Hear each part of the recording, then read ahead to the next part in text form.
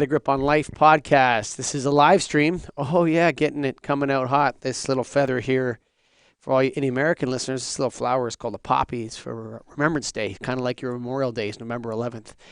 If you want to do some digital media of your own, if you want to start your own podcast, you want to do some live streaming like I'm doing right now, or you want to do some videos for your business, an internal kind of podcast, video training kind of thing. We get a lot of that, actually. It's our biggest source of income.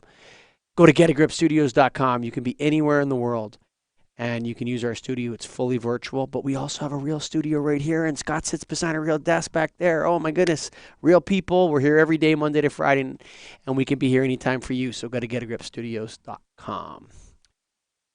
Nancy Becher, how are you? Doing great. I'm excited to be here today. Well, you know what the weird thing was that I was supposed to be on your show, and you said, you're not a fit for my show. And I said, well, you're going to come on my show then, because we just couldn't stop talking to each other. There we go. There's always a reason for everything. I It, totally believe. so, yeah, okay. So, like the listeners, I'm not joking here, listeners. She is the chief flying pig wrangler. Yep. Tell me a little bit about how you got that nickname or how you got that title. Well, for years and years and years, I've always said pigs don't fly. We've got to get, as business owners, we've got to get out there and we've got to make it happen. If you Mm. just sit there waiting for pigs to fly, you're going to be twiddling your thumbs in a dark room because you're not going to be able to afford electricity. So, that's why the chief flying pig wrangler is I help business owners to get their act together so they know what they're doing so that they actually can make those darn pigs fly. Well, you know what the funny thing is? It's like I was interviewing a psychologist, and he said if people just stop doing the damaging behaviors in their relationships, right? So like, Yep. and I'm listening to him, and he's like, if like 90% of staying married or like staying in a relationship with someone is if the parties in that relationship just stop damaging the relationship.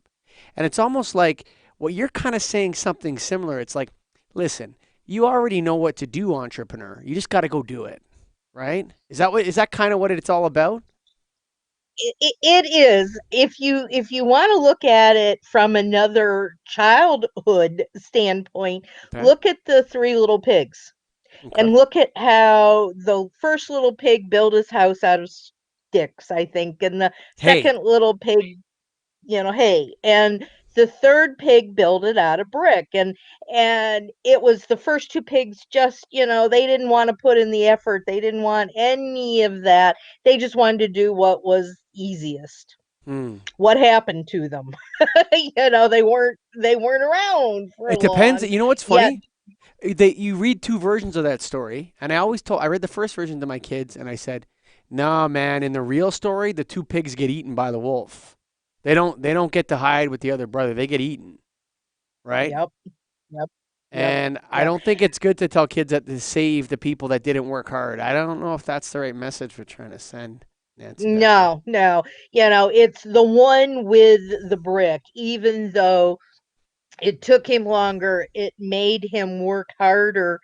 He was saved. He got to live while the other Hmm. two didn't. And I think in today's world, there are so many people out there. There's so many businesses. Everybody wants to do their own thing, and yet there are so many people out there that say, "I can do it for you." You've got the 4-hour work week. You've got all of these different things that allow people to feel like they can just sit back and the world's going to come to them. And I'm sorry, but it doesn't. Not for most of us anyway. For most of us, you have to work 2 to 3 times harder than you ever worked when you worked for somebody else to get your own business started. Hmm. Now, maybe down the road, you'll be able to take the vacations and have the nice cars and homes, but in the beginning, you gotta work your tail off if you really want to be successful, I believe. as entrepreneurs, so I'm an entrepreneur, and you're a multi-time entrepreneur, different as a consultant as well. What is it? Is it something simple? Like, is the entrepreneur thing? Are we born that way? Like, sometimes you look at an NBA team, right? There ain't many guys that 5'6" on an NBA team. You kind of have to be born with certain gifts, right? If you're over 7 feet tall, you have a 35% chance of trying out for an NBA team, right? Is there something about entrepreneurs that's special, or is it something that anyone can learn? Oh, you'll probably get a lot of people hollering at you for my answer to this one. But I think that, in quotes, anybody can do it if they have the right tools. But I truly believe I can remember some of my very, very first memories are of me running a toy grocery store Hmm. and of, doing things that were business oriented. My mother and my father both had full-time jobs, yet they had side hustles, I we was would gonna call say them you're side today. hustling at a young age. Yep. My first business was when I was 12 years old. And I've just gone from there. And I eat, drink, breathe, live. What am I going to do? How am I going to do this? This isn't working right. What do I need to do to get it to work right? There's a constant movement in my brain that says we got to do this. We want to make this successful. Whereas I think some people are better off being employees. They don't necessarily have the motivation. They don't necessarily have the mindset to be a business owner because again, it's hard work and it's hard to get the right knowledge. When I first started, I've been in business since I was, many, many years ago. 35 years ago, started things. There was no real internet back then. The term entrepreneur didn't exist. There Yeah. weren't a lot, yeah, there weren't a lot of Or it was looked books. down There was upon in some ways. Like the emergence of the entrepreneur as a like a idolized figure is rather new, actually. Mhm. Yeah, it is. And, so when you wanted to start, heaven forbid, if you wanted to start your own business, you had to do it on your own. I couldn't just go to Google and say, "Hey Google, tell me how to do this." I couldn't pull up YouTube and see a video on how to do something. I Sure. had to figure it out. And But isn't that the that essence of it? Isn't that the yeah. in a sense it's like so you talked about when you're 12 years old. When I was 12, I made my first acquisition. I bought the guy's paper route that was adjacent to my paper route. Like Mhm. that was an acquisition. And the reason why I wanted his route was not because he had a good route, but he had the box, the paper box that you could pull behind you. And that was like $200 or something to buy the box that said the Toronto Star on the side and had this flap so the snow didn't get in. And you could pull that box instead of carrying the bag. And I wanted his box. So I offered him money for his route. I can't remember what it was, $50 or something. But what I really wanted was him to give me Yep. the box.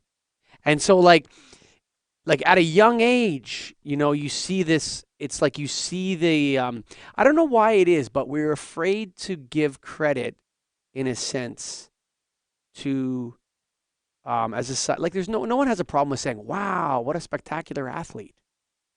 He must have been given gifts from God. You know, look at Tom Brady, look at Kobe Bryant, or pick whatever you want, college, university, or pro or Mhm. whatever. Look at the gifts God gave that man or that woman to do those things.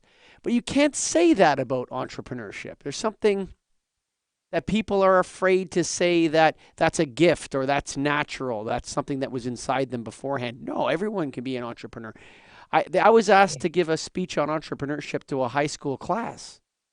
And when I got there, I looked out and I said, no, you guys are just going to be taught about debt versus wealth. because you don't need to be an entrepreneur to become wealthy, but Right. you need to know about debt, how to get into debt, and how to get into wealth, right? Those two things can be applied to everybody. And in a sense, in our own personal lives, we're kind there is a net worth statement, there is a profit and loss statement, there is a balance sheet for each of us as individuals. But I think they're born with the entrepreneurial gift, if I may say that. Yeah, I agree totally. And I just had talking about the wealth and all of those. I just had this conversation earlier this morning where people are afraid to talk about money. They don't Hmm. wanna hear money, Hmm. you know? Mm-hmm. And it's like in the United States, part of the definition of business is to make enough money to pay your bills and to have a profit left over. Put a little line your That's pockets a little bit. Come on. In that's the right. land of the free and the home of the brave, that's what it's about. But when you ask someone what is it they want from a business, they'll go, "Oh, I'd like to make money. I'd Ah, like to do this." You know, you can make a penny and you've made money. sure. You need to, and that's the thing that I talk about with all of my clients when we're first getting started, is I ask them to create a 5-year plan. Hmm. And as a part of that 5-year plan, they have to very specifically formulate numbers. Like, in 5 years, I wanna be making $500,000. Ooh, that's Okay, nice. fine, that sounds great, nobody's gonna sneeze at that. How are you gonna get there? Yeah. What is it that you're going, "Well, I don't know." And I said, "You gotta stop and figure out, if you're charging $10 for a product, how many products do you have to sell in order to bring home, which is after, everything You're else, breaking it your down for profit." people. Yeah, but, until they look at it that way, Mm, yeah. I'm in business, Yeah, sure. It's like a and badge sorry, or a no. label they want to put on themselves or something. It's about the Yep. money. Okay. And this is what I agree with you 100%. If you're thinking of becoming an entrepreneur, don't have any illusions about it. You got to be in it to make money. And if you can't earn a profit or you can't charge for what you're selling the right amount, then it doesn't have the right value versus the cost it takes to produce it. Right. And I have a friend that we have argued relentlessly over this point, because she works for, and there is nothing wrong with direct sales, but many, many, many people that are in direct sales are happy to have a party. They're happy to sell, $200 worth of something a month, and they say, "I'm in business." Well, there was a discussion yesterday as to, are people in MLM actually business No, owners, they're sole first of all. proprietors. They're sole proprietors. Like there's a big Yep. difference between a sole proprietor and a business. That's a corporation. And I'm not talking about, it's not that a sole proprietor can't have, 12161 Minnesota LLC Limited or whatever, right? You can set it Mhm. up as a Mhm. corporation. But if you can't withdraw yourself from that entity and it's the system of it carries on generating profits, then you're a sole proprietor. You're not an entrepreneur. Those are two That's different right. things. You're running a practice.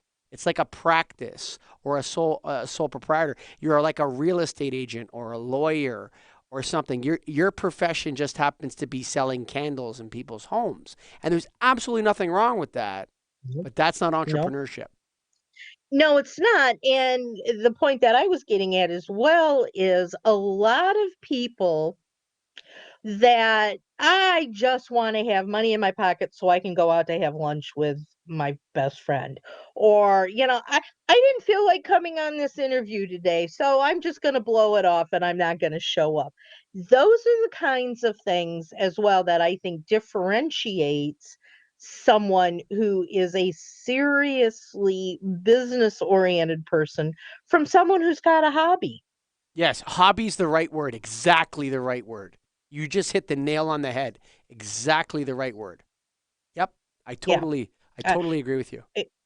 Yeah, and if somebody tells me I'm perfectly happy making $200 a month or, something like that, then I'm saying, I'm sorry, but I'm not the right person to work with Yes. you. I am looking for people who want that 500,000, you Or know, you know what, even be even like even 50,000, that's a good start. Like if you could earn that's a good 50,000 start. a year with your Yep. own after profit, and then you got to pay some Mhm. taxes on that or whatever, that's a good Mhm. accomplishment actually. Most people It can't do is. that. Most people can't do that.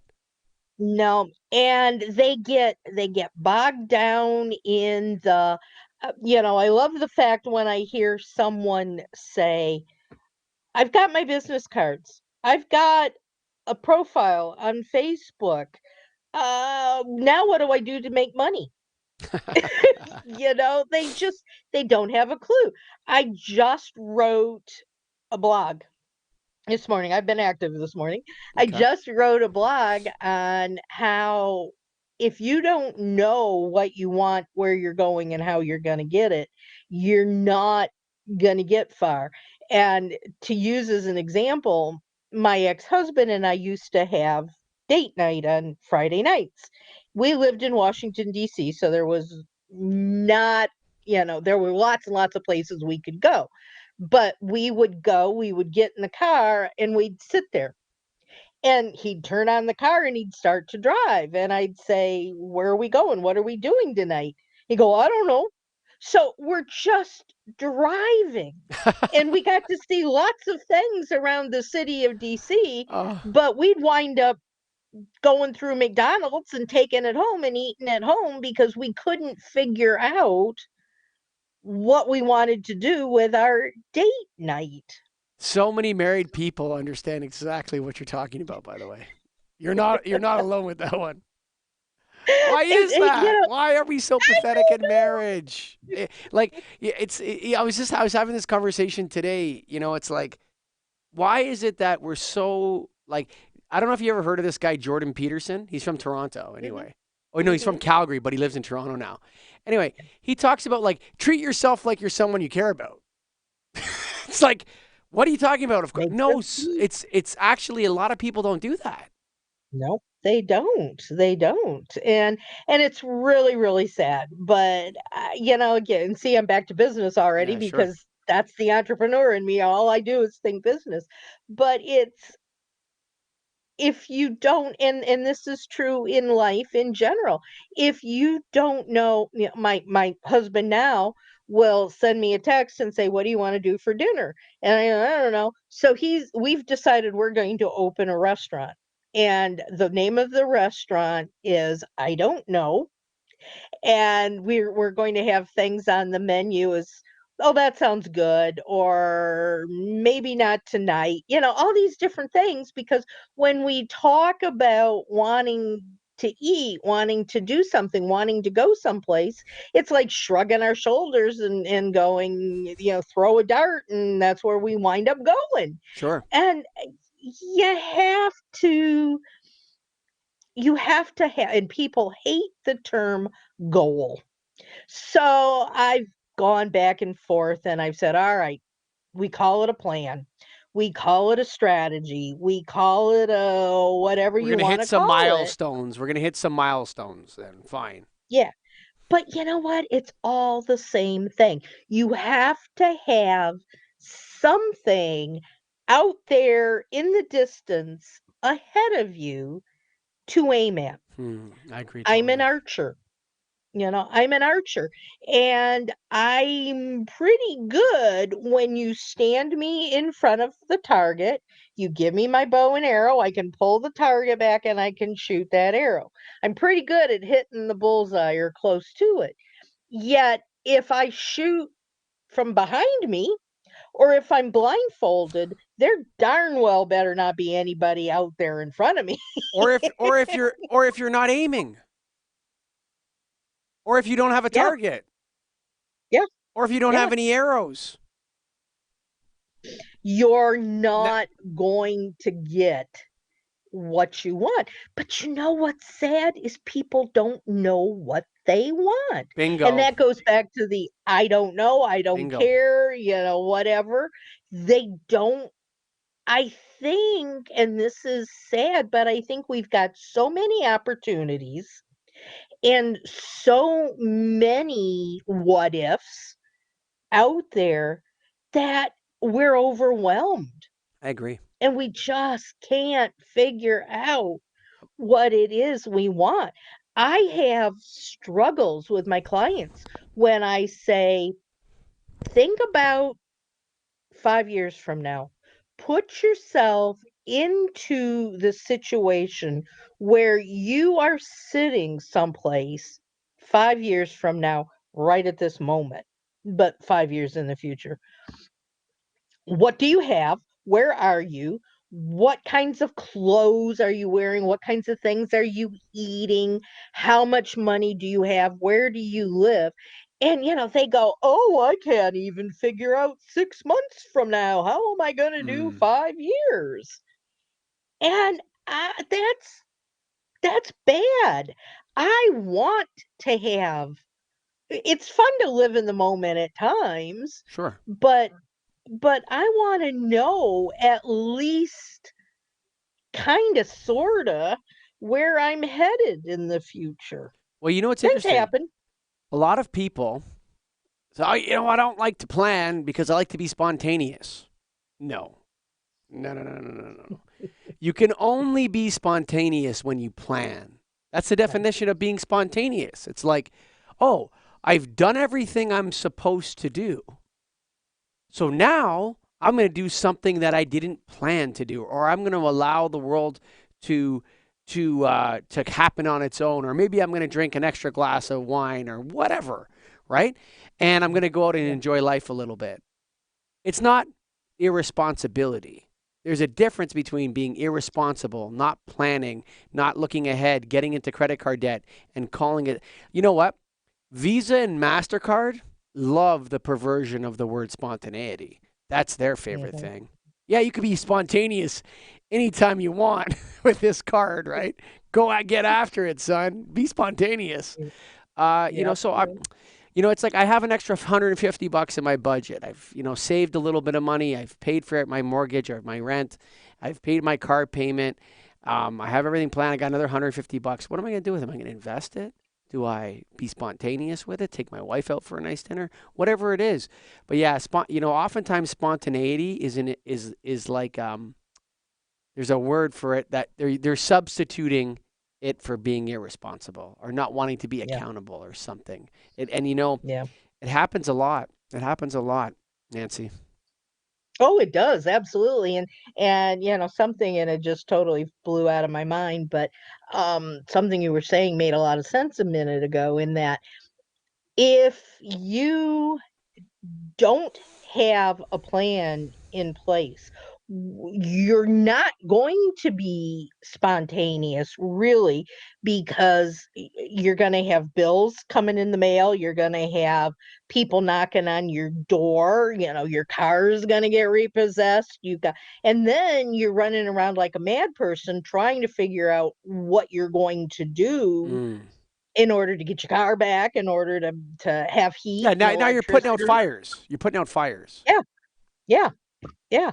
So if you look at something and say, "I think this is where I wanna be in 5 years, and this is how I'm going to get there," then you can actually back off and figure out the steps and the go-tos and the smaller chunks that are going to get you to that end result, and you may find out that this is not at all what you want to do, and you've got time to change it and figure out a new path.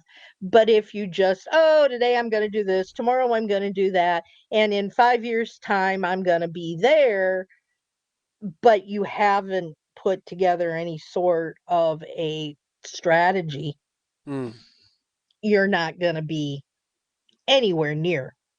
You know, I went to a conference in Florida a couple of years ago. I'm in Michigan. I've never been to Florida. I've never been in that part of the country before. Had no idea how in the world to get from where I was to where I was going and back to getting in the car and just sitting there. If I didn't have a map of some sort, I might have wound up in California Yeah. Well, because that's where I think, so I went on I'm not going to tell too much of about it because it might expose who the people are, and some of them actually listen to this show. But I went on a trip with a bunch of people, and it was extremely poorly planned. Okay? yeah, Like you can't have 50 people and go to another nation and not have a tight itinerary, right? Like when are we going to the bathroom? When are we eating? This kind of stuff is very important when you're going around with 50 people, 30 kids, 40 kids and 10 adults, and how are we getting places, right? Like this sort of thing. But I think the technology we have, these phones, gives us like an ability to be super irresponsible, right? You understand what I mean? Like everything, like I find like, oh, I'll make a date and I'll do like an event with some people 3 months from now. And put in the calendar, send them an invite. Everyone says yes, yes, yes. I'm coming. I'm coming. I'm coming. 3 days before, I'm like, whoa, whoa, what's going on? What's happening this weekend? Oh, I can't make it because of this, or I can't make it because of that. But it's like you responded to the invite 3 months ago. Like yeah, 3 months ago, I yeah, asked you. You know, yeah. and it's not because they don't want to do it. It's because a lot of times people are so reliant on the instant text message. Oh, I'm going to leave to go somewhere now. Oh, how do I get there? Oh, ask Google. Hey, Google, how do I get to here? And yes, that's wonderful in one sense, but it gives people this illusion of being organized. It's funny, Nancy. Um, you ever heard the statistic that 90% of people think they're better than average drivers? Isn't that crazy? No, I haven't heard that. Right. So that's impossible, right? Like only Yeah, 49% of people can be better than average, right? yeah, And I'll yeah. admit right now, I'm a below average driver. I'm on the other side of the 50. I'll tell you right now, don't put your kids in the car with me. Let my wife drive. And I'm not saying I'm a bad race car driver. I'm just not a good rules based driver. And Yeah. so people are under these illusions. And I think you're in the business of giving their heads a little shake. Yeah, yeah. I get really frustrated with people that are, status quo almost. That's not the right term, but they just it'll happen no matter what. And and I could not live without my cell phone. But it's also I have very, very strict guidelines with what I do and how I do it. Mm-hmm. And I have everything on my calendar, and I look at my calendar 6 times a day to make Mm-hmm. sure that, I've got everything where it's supposed to be and Mm-hmm. how it's supposed to be. And I have reminders. I have of course, for me as well, being in the situation I'm in where I sit in my chair, 20 out of the 24 hours a day because I can't get up and walk around, I have to rely on other things. And I have the little ape box over there that I can't say her name or she'll come on. But, I set it up to say, so and so remind me, 15 minutes beforehand to do this. It Mm-hmm. was like I had the alarm set up so that I was ready to go on this call half an hour prior to the Mm-hmm. call because I wanted to make sure that the technology was working, that today was the right day. I checked in yesterday to make sure I had the right link Sure. information.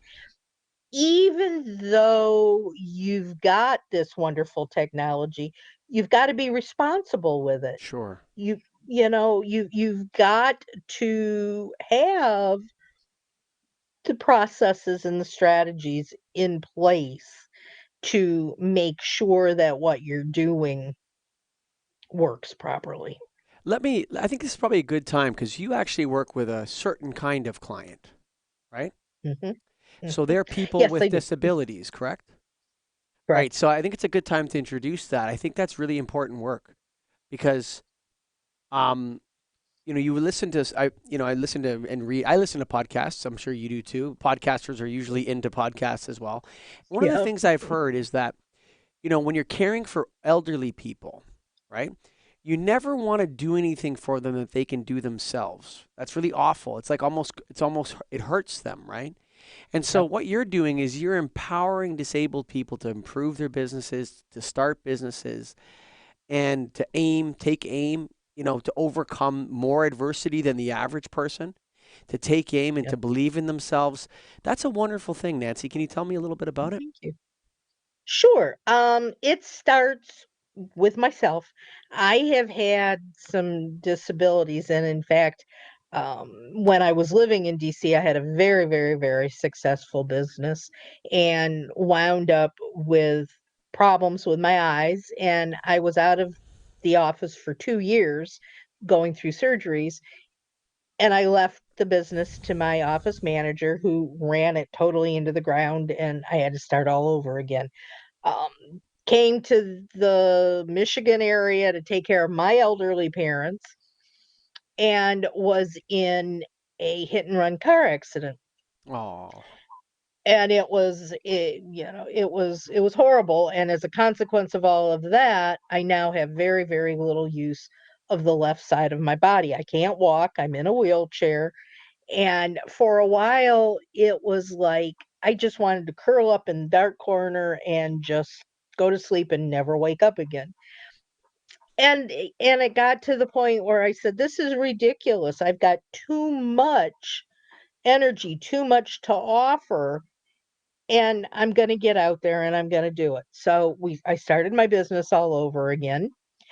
But it wasn't until I went to Florida back in August that I realized there are a lot of us out there that have some form of disability. And my husband, I love him dearly, but he'll rush around and I'll do this for you. I'll do that for you. Here, what is it you need? I'll take care of it. And I said, "Would you please just let me do it myself?" I want to be able to do something by myself. it's like a And tyrannical compassion. yeah, It's a he tyrannical wants compassion. Yeah. he wants so much to help me. Yes. But he wants to do it all for me because he thinks that's what's helping me, and I'm going, people who have disabilities and who also have businesses, we can do things for ourselves, and because of our disabilities, we are, for the most part, stronger and more effective and more efficient than a lot of people who are just normal people because we've got the tenacity built in because of our disabilities. Hmm. But we have so many issues. Like I had a really bad day at the doctor's the other day, and the doctor wasn't listening to me and basically said, "Go away. I don't have time to deal with this." And so it's all right. I'm going to figure it out on my own. And so we have people that, and with a lot of chronic illnesses, if you see me sitting in the car or sitting in a chair, you can't tell there's anything wrong with me. Hmm. And so a lot of people have what are called hidden disabilities. There's nothing wrong with us to view. Um, and so we have to deal with people saying that we're out to get on the system and all these kinds of things. So it's very, very difficult from that standpoint to get our businesses going. It's really difficult from the standpoint of I can't remember if I didn't have everything on my Google Calendar. I would not remember what day it was, Hmm. let alone what appointments I have. You have to have tools. And if the pain's so bad today, what am I going to do? I have interviews scheduled. How am I going to do those interviews? I'm in so much pain. So when you're dealing with a disability on top of The challenges all of of the issues, entrepreneurship. yeah, and there's really nobody out there that's helping us. And unfortunately, people give up Mhm. because they just can't do it on their own, or they don't know the right tools and strategies. And to tell somebody with a disability to look 5 years into the future, that's painful. Yeah. you know, it Take can aim. really be, But you know what yeah, though? but it can. They need to take aim too though. Mhm. If they like, I don't mean to like, I'm not disabled. I'm an able-bodied person, if that's the fair word. I don't know if I crossed any lines. You got to be That's careful, fine. Nope, that's but fine. I don't have a disability. But I'll tell you that, when the challenges of entrepreneurship are tough.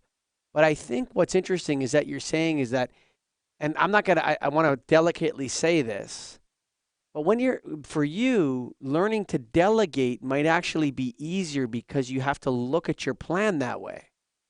You can't do everything for everybody. See, entrepreneurs get stuck. I did a list here. Okay. So one, you have hobbyist who pays for his hobby by selling something and maybe makes a little bit Mhm. of money, maybe loses a bit of money. You got professional that has a profession like a lawyer or whatever. You have a sole proprietor, which also may have employees. And then you have an entrepreneur, right? A lot of us get stuck in that sole proprietor trap where the business cannot survive without us. And Yep, that's the extension into the world of entrepreneurship. And I think that's where delegation comes in. And what you're saying is absolutely. that because someone's disabled, they have to delegate right away, or they have to be Yep, able to look at their plan in a way that is fully entrepreneurial. Like, I need to set up a system that works. yep, yep, absolutely. I have staff. Yeah, I have a marketing person. I have my back end assistant who I couldn't do anything without, and she knows the business inside and out. And I can just send her a message and I can say, "Hey, Cindy, can you do this for me, please? I'm out for a week. I've got doctor's appointments. I got this, I got that." And she can handle it all for me. You have to be able to figure out what you can do and what someone else can do for you and actually do it better, not necessarily from a skills level, but from the ability to actually do it. Hmm. I may feel horrible today, and after we get off this call, go to bed and sleep for the rest of the day, but I got Mm-hmm. other things that are going on, and if I can't do them myself, I need somebody who's gonna be able to do them for me. It Tell. is such a relief for me to know that my Mm, business is going to not only just drag along, but it's gonna chug along sure. and do well, even if I'm not physically active in it today.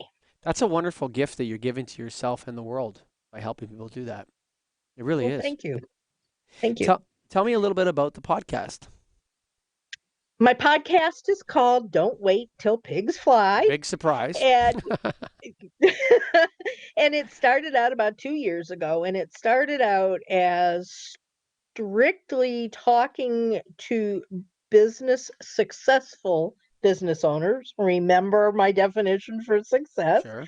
Um, Talking to them about how they started out, how they got their business to the level that is considered to them successful, Sure. and what tools. I was not about mindset. There's so many other people out there that talk mindset and all these different things. I Hmm. wanted action items. I wanted Hmm. you to tell me, what's this vmix that we're using for your Yeah. studios? Don't give away how my are secrets. how how are we doing this? Sure.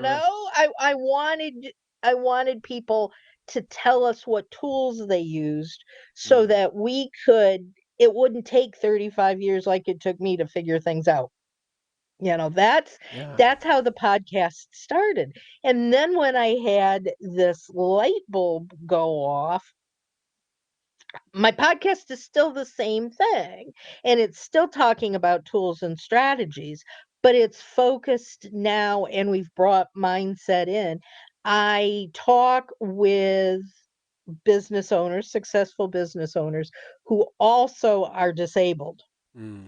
who have tips and strategies to Hmm. share with other people who have some sort of a disability. And I focus mostly on chronic illnesses, things like Mm, fibromyalgia, reflex sympathetic dystrophy, Crohn's disease, stomach, irritable sure. bowel syndrome, stomach issues, things like that.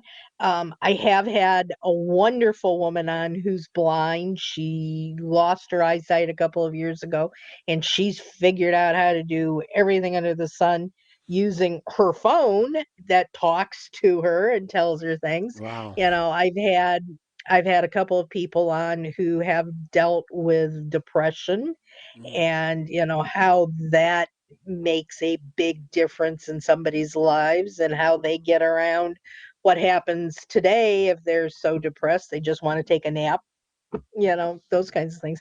So I'm focused specifically now on sharing hope, really. It's sharing hope with people that may be sitting in their living room like I am right now and don't have anybody else to talk to. Hmm. It it gives them the ability to feel like they can contribute, they can have a business, they can be successful. It's just they need to be strategic about what they're doing and how they're doing it. You know, can I ask you a question? I mean, you've Mhm. interviewed many disabled people, and before I ask it, I want to draw a line in the sand. There's obviously clinical forms of depression that are diagnosed by doctors, and PTSD and things that are very seriously debilitating problems, which I'm not talking about when I say this. Right. That's a different thing. I'm talking about like sort of the general depression and funks that people get into. And these can drag on, okay? Like people Oh, can be yeah. in and they're not clinical. It's not a medical issue. They're just in a funk. And I think what it is, and I've talked to a lot of people about this, because I've talked to people with PTSD, and there's a difference between what's going on with those people. I've talked to people that have serious bipolar on different shows, and those are unique things. Those are medical issues. They're not what I'm talking about here. I think a lot of people are depressed simply because they know their future is going to be as crappy as it was today, and they're not willing to do anything about it, and they know I that. agree totally. Yeah. Yeah, I agree totally. And again, the best example of me talking about these things and what I do with my clients is talk about myself and talk about how I understand these things. And when I first became disabled, we had moved to Michigan to be with my mother and father. Hmm. And on my father's 90th birthday, he had 4 heart attacks. And my mom was a year younger, but she was very frail already and was having problems and walked with a walker and couldn't do anything. And she says, "I can't take care of your father. I Hmm. need help." We immediately sold a house that we had just bought. I still cry to this day about that, and moved in to my parents' basement. So here I'm living in a dark and dungy basement that, was not my idea of my 120-year-old farmhouse that I had Yeah. just, Oh. all that kind of stuff. But I was there to help my parents. And then wham, I couldn't even get out of that basement. We had no bathroom down there. If I wanted to go to the bathroom, I had to use a porta potty. Mm. I couldn't get off of the bed. I couldn't do anything except sit there all day long. I was so depressed that, like I said at one point, all I wanted to do was go to sleep and not wake up. Hmm. And I did not see any future for myself other Hmm. than taking medicine 20 times a day of different kinds to stop the pain because I was Hmm. in so much pain, This is um, after your during accident, the though. This is after after, my accident, yeah. yeah. Yeah. During one of my surgeries after the accident, they cut a motor nerve in my leg and just horrible pain. And I've still got it, but I've learned to live around it. But the depression was very, very, very strong. And, I couldn't even begin to think about doing anything with my business. I just kept sinking lower and lower and lower. But that entrepreneurship mentality would only stay buried for so long. Mm. And it started coming back out again. And I started to say, okay, what can I do? I can't. Prior to the accident, I traveled. I was in one city an hour away twice a week. I was in another city an hour in the other direction once a week. I would travel. I had different offices. I would talk to different business people in these different cities, and I would do talks in front of. I would be hired by businesses to come in and talk Sure. on customer service, and I can't do that anymore. Talking about being a bad driver, I can't drive at all. Mm, sure. Yeah.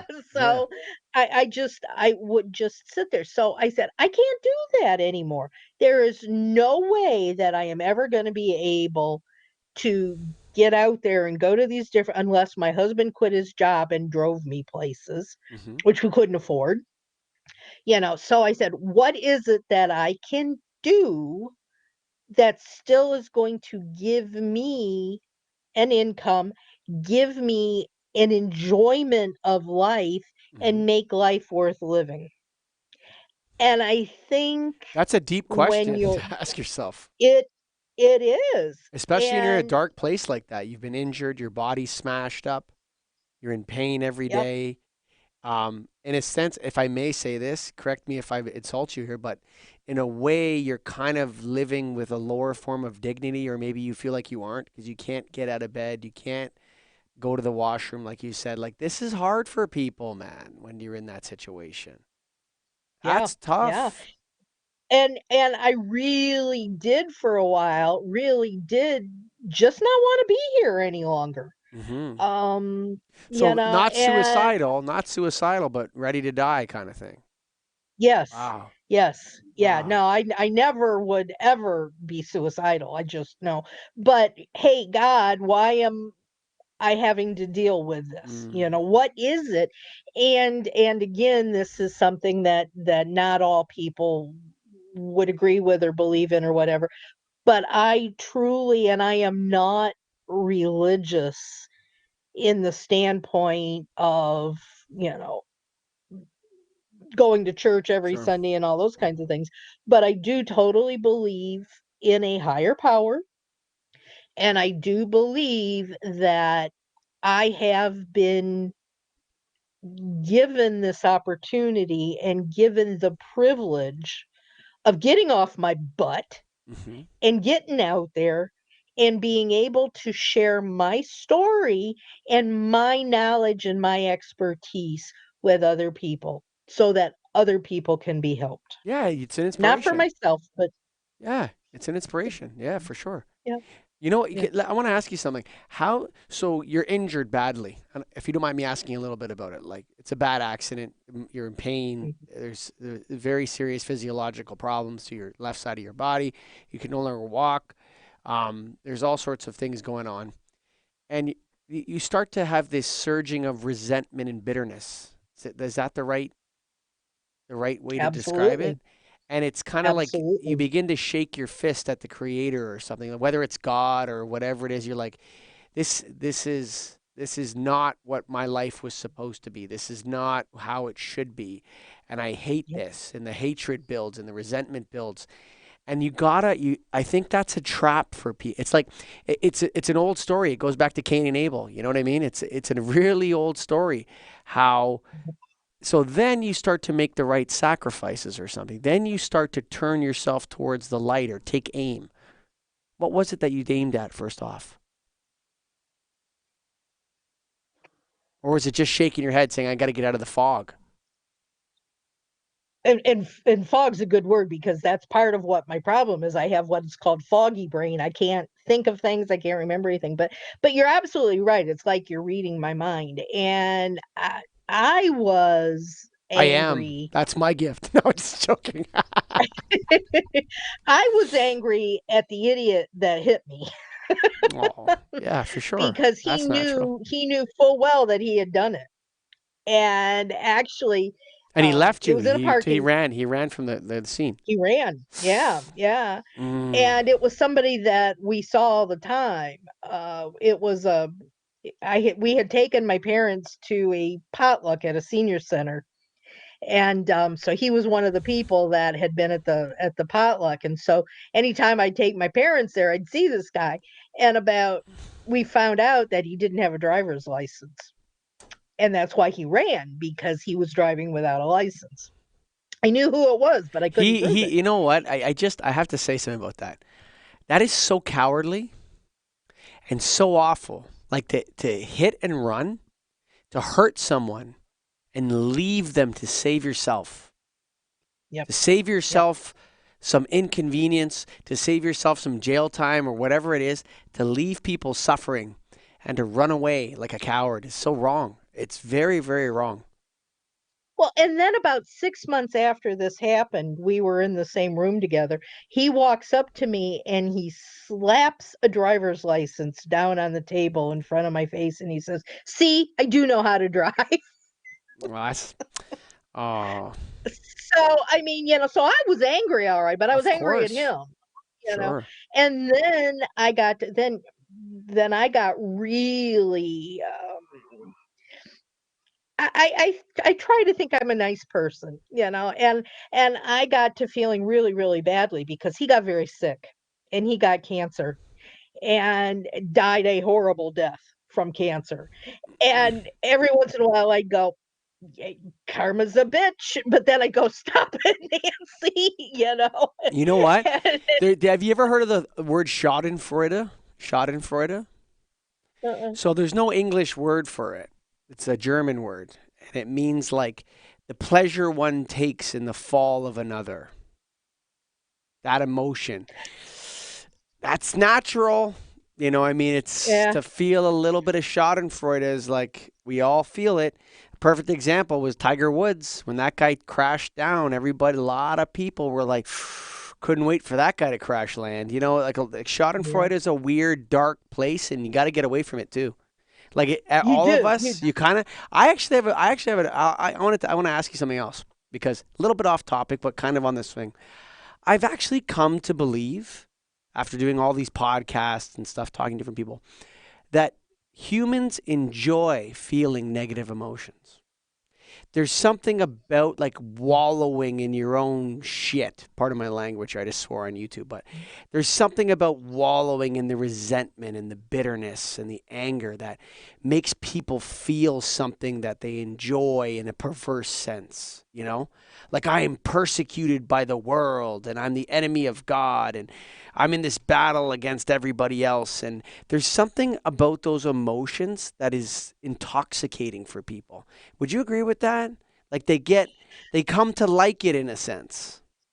Yeah, I would, absolutely. I have a friend whose ringtone on my phone is Pollyanna Okay. because she drives me nuts because she is so over the top positive about Mm-hmm. everything. Sure. And I go, "That's just stop that." It's Yes. not true.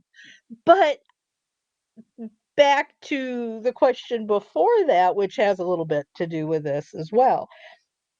That's really, I think, how I started to climb out of the mess I was in. And because I felt guilty about feeling negative about this guy. Mm-hmm. Meaning I felt really bad that I was going, "Ha ha," you Mm-hmm. know. And I thought, I can't do that. I've got to be kind, and I've got to realize that I know he didn't set out to say, she's a target and I'm going to run over her just so I can No, see, no. you know. I know he didn't do that. I know it wasn't on his mind that he set out to hurt me. So I've got to have forgiveness. I've got to be able to appreciate everything that I can still do even though this happened. And that's what started driving me up and getting me up and out there and saying, I can do this. I just need to figure out how. Forgiveness is a gift you give yourself. I'm serious. That Like, one I've heard, and that one I believe in. yeah. And we talk about. I've talked about with friends and everything, and other people seem to feel the same way as this. If this had not happened to me, it definitely was not in my 5-year plan. But if this, Yeah, I would say so. no, but if this had not happened to me, I have no clue where I would be today. Hmm. But because I really and truly believe this in some ways was a blessing, because I am now again a successful business. I am learning and helping other people, and I'm doing it in a meaningful way that is supporting other people that are out there that I could not have done had this not happened to me. It's a whole lot easier to listen to someone when they're telling you how to do something. And I am not a coach. Most people consider me to be a coach, and I'm not. I am a business strategist that goes in, sees where a person is struggling, helps them to figure out what it is they want to be doing so that they're not struggling any longer, and then teaches them and helps them implement the right tools and processes to get them to where they want to be in that 5 years. Who's going to listen to me if they have a disability? Who's going to listen to me talking to them about foggy brains, talking to them about the pain being so bad that all they want to do is go to bed? They're not going to listen to me talking about that if they don't believe I understand what I'm talking Yeah, you about have to have and can. credibility.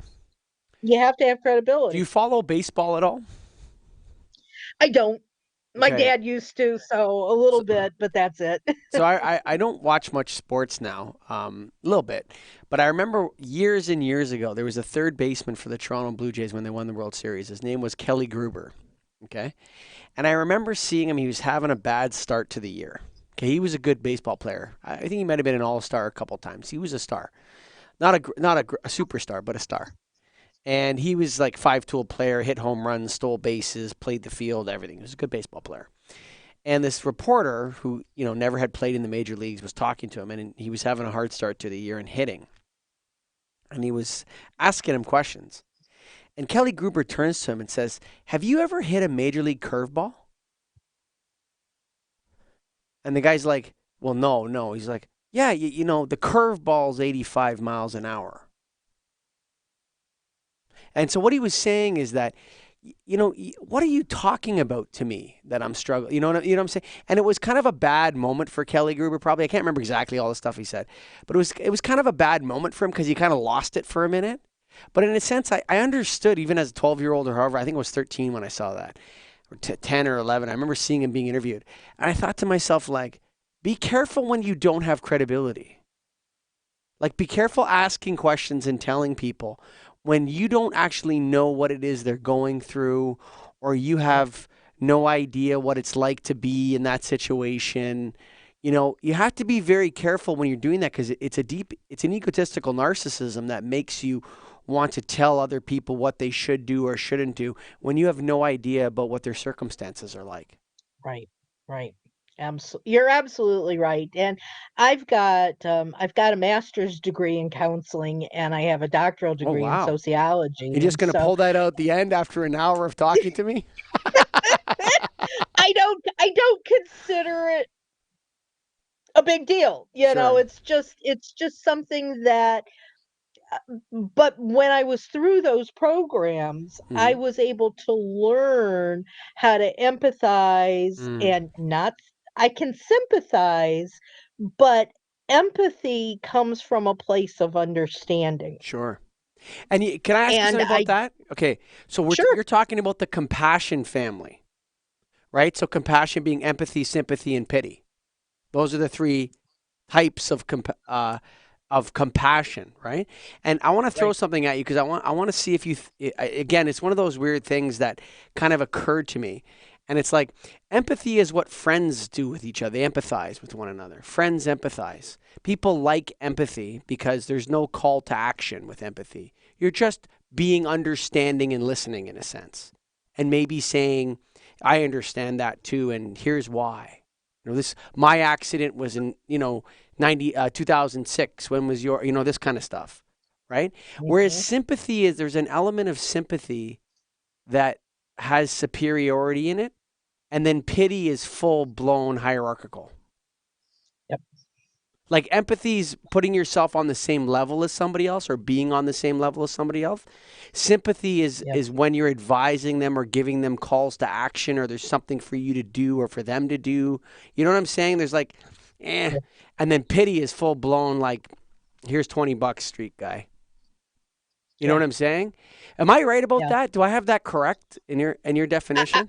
Yes, absolutely. And pity is also, I think, feeling sorry for someone, but Yes. feeling sorry, not sympathy, but, oh, I feel so sorry for you. And it does not, I don't want anyone feeling sorry for me, Pity is loaded with because contempt.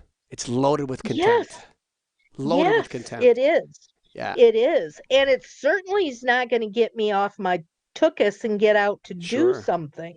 I can empathize with someone because I'm right there with them. I Mm, know what they're going through, but I can still give them accountability and a kick in the butt, sure. which is what they need And at what they're times, paying so for that we don't think, as a consultant, right? They're saying, right, "Nancy, help me." And sometimes you got yes. to give them tough love. That's exactly, and that's a hard thing for me to do, but I'm getting better at it. But I'm going. That's, oh, I just can't find the time to do that. I want to do that, but I don't feel good, and I'm going. How badly do you want this? That's an excuse. Get off your butt, and if you want this bad enough, let's figure out a way to get it done. Mm, I can understand how you're feeling, but I'm not gonna, oh, boo-hoo you and say, "It's okay, we'll worry about that another day." We need to figure out how you're gonna do it, and we're gonna get it done. wow, that's amazing. I absolutely love your story, Nancy Becker. Absolutely love it. Well, thank you. We've been talking for over an hour, That's incredible. It isn't seems it? like just a few minutes. Doesn't it? Yeah. Before we go, I want you to tell me a little bit about your most recent engagement as a mentor for SCORE. What's that about? Interesting.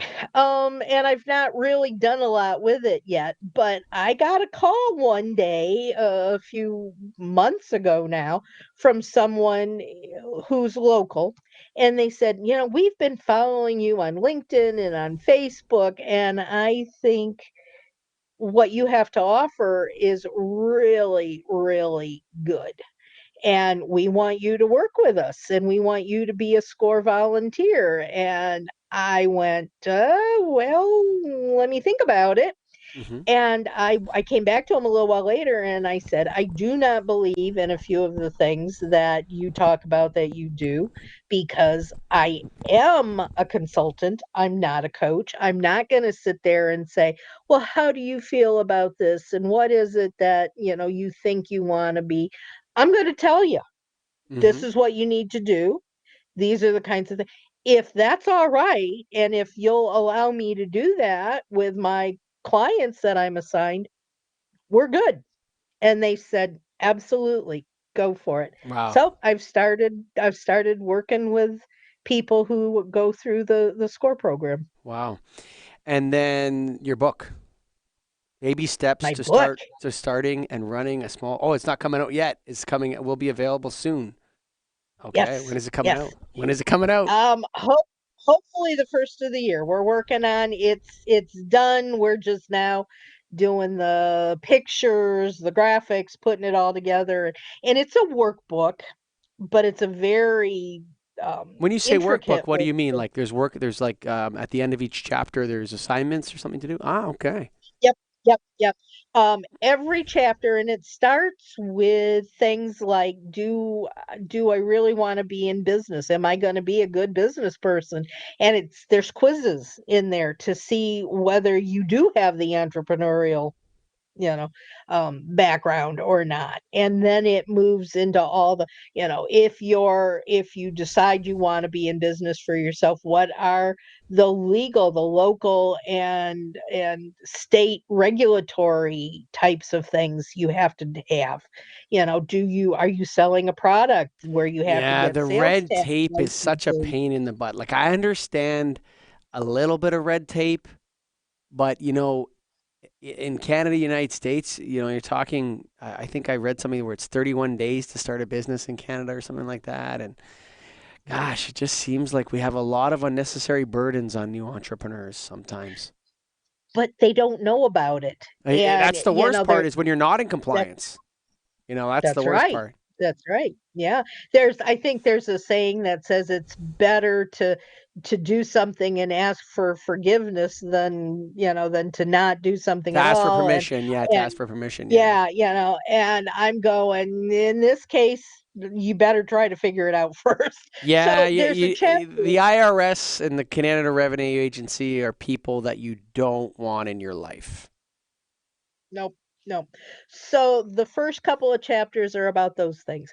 And then it moves on to doing the 5-year plan and the goals and what's a SMART goal and do you do a SMART goal and why should you? And so there are forms in there for figuring out the SMART goals, and there's a form in there for helping them do the 5-year plan, and it just moves along the whole way till we're talking about marketing and sales, and each chapter has worksheets and that kind of thing in it. And so it really is a to do, which will eventually get turned into an online course that Wow. I'll be offering people that can, because I think the other thing that's hard about something like that is it's fine and dandy to be able to do those forms and to answer those questions and to do those worksheets. But if you don't have anybody to look over your shoulder and say, maybe you better rethink that, Yeah, sure. or let's talk about this a little bit. Is this really what you mean? Is it realistic? That's it. Yeah. Is it realistic? Yeah, you're gonna wind up saying, I've taken classes like that where it's all video, you watch them, you get somebody telling you how to do something, and then they leave you hanging and you don't know whether you've done it right or not, or whether you've done it in the best way for you. Sure. So I want to A be lot of able. people, yeah. I think what you're doing is you're saying, look, Zuckerberg and Elon Musk and these guys, they uh, they are extreme geniuses. Okay, Mhm. like they're extreme. You're probably not. I'm probably not an extreme genius, right? No, I'm not. Right. But even they did something like this. I guarantee you. So if Mhm. you're not willing to put the plan in place, if you're not willing to be realistic in your goals, you'll never achieve what you're after. Even if it's 50,000 a year or 20,000 a year and making if you can do a side hustle and make 20 grand, good on you, man. That's Yeah, great. yeah, Yeah, yeah. for sure. That's a nice little thing. I'm looking forward to your book coming out. Can I get a signed copy? Absolutely. As soon as it's there, we'll send you off one. Okay, cool. Your website is Nancy Becher Biz, but that's Nancy NancyBecherBiz.com. Correct. And then we have, of Correct. course, the podcast. Don't wait till pigsfly.com, folks. Check it out.